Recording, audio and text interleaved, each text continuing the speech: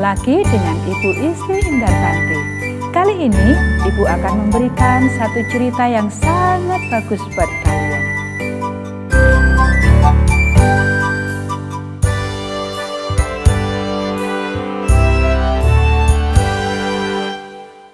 Pelajaran dari seekor ulat.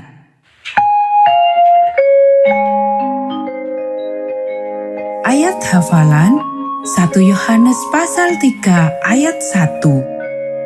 Lihatlah betapa besarnya kasih yang dikaruniakan Bapa kepada kita, sehingga kita disebut anak-anak Allah.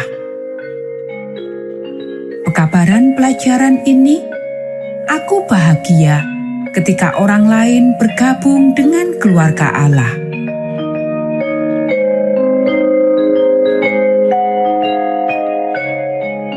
Apa yang salah? Tanya ibu memandang wajah Kathleen saat dia dan saudara laki-lakinya Jeremy naik ke mobil. Aku mendapat nilai yang jelek lagi pada ujian mengeja, Kathleen mengeluh. Dan ibu berkata bahwa ibu akan menghukumku jika aku mendapat nilai jelek dalam mengeja. Jeremy tersenyum kepada dirinya sendiri. Dia ingat ketika ibu pernah menghukumnya karena tidak belajar mengeja. Maaf Kathleen, kata ibu dengan simpati. Saya akan menolongmu mempelajari kata-katamu setelah makan malam. Jeremy mulai merasa panas dan marah. Mengapa ibu tidak menghukum Kathleen seperti yang telah dia katakan? Yunus juga merasakan yang sama seperti Jeremy. Mari kita melihat dia.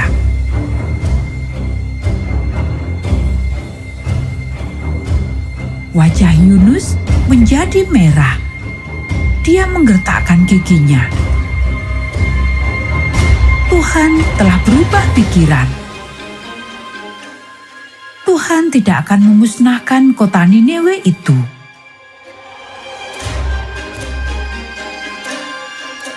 Yunus mengepalkan tinjunya.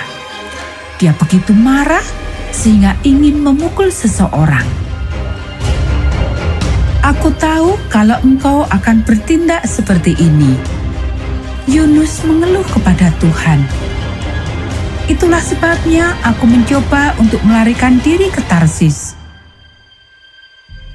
Engkau adalah Allah yang pengasih dan berkemurahan. Engkau sabar dan baik hati. Aku tahu engkau akan berubah pikiran dan tidak akan memusnahkan orang-orang jahat ini. Ya sudahlah, bunuh saja aku, teriak Yunus. Akan lebih baik jika aku mati, karena apa yang aku ramalkan tidak akan terjadi. Tuhan menjawab Yunus, layakkah engkau untuk menjadi marah seperti ini? Mungkin sesuatu akan terjadi terhadap Niniwe, pikir Yunus.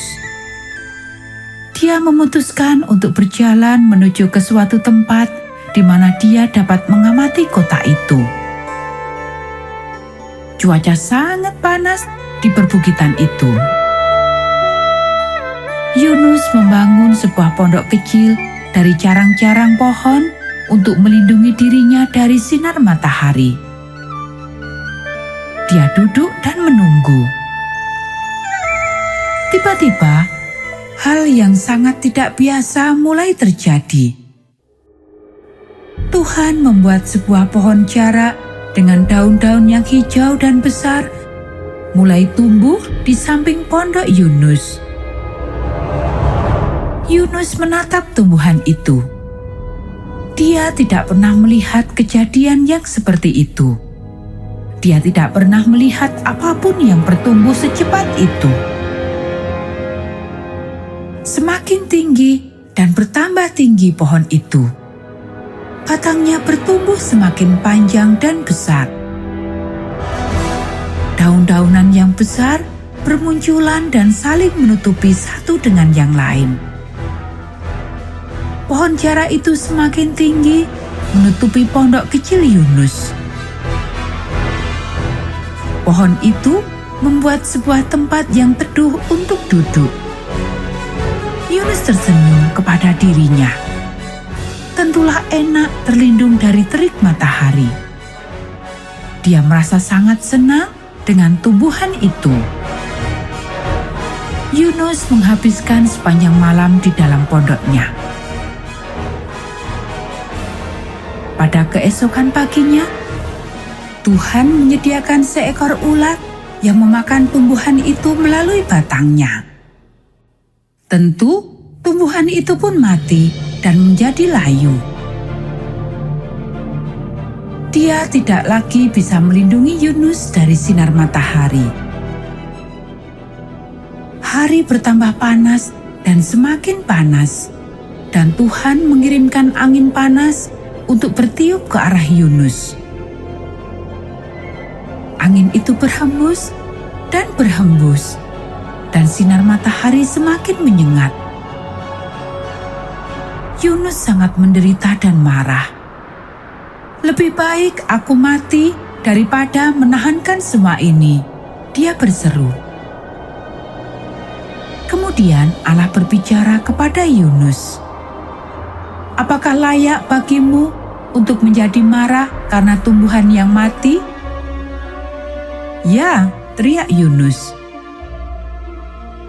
"Engkau merasa menyesal karena pohon jara itu, tetapi engkau tidak melakukan apapun untuk membuatnya bertumbuh. Dan tumbuhan itu tidak hidup lama bagaimanapun juga," kata Tuhan.